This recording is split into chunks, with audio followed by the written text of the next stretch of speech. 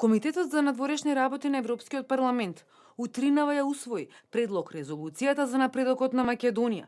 54 европратеници се изјаснија позитивно, а само 8 беа против, со што беа изгласани и 28 компромисни амандмани од скупно 318 што беа поднесени, и во нив содржат и термини Македонија и македонски.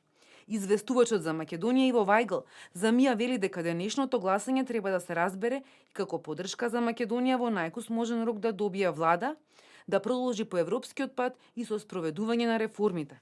Вајгл и европратениците и на вчерашната дискусија по резолуцијата ги потенцираа политичката криза и формирањето на новата влада.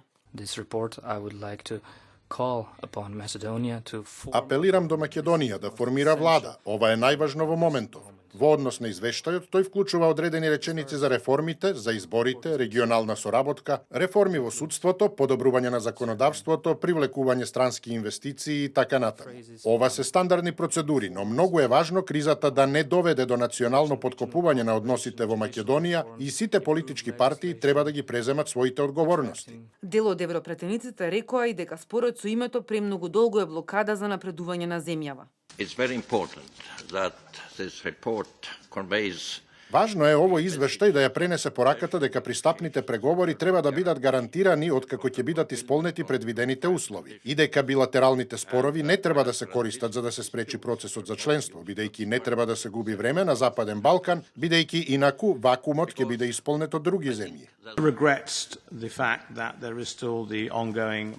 За жал се уште постои блокада за отпочнувањето на преговорите. Не знам колку години поминаа откако Македонија стана земја кандидат, но мислам дека помина една декада поради прашањето за името поради Грција.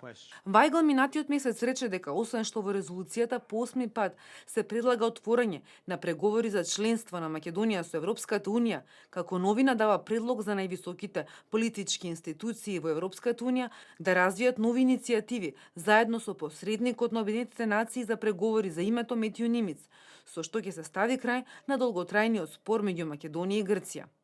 На средината на март, Европарламентот во Страсбург на пленарна седница ќе гласа за резолуцијата за земјава.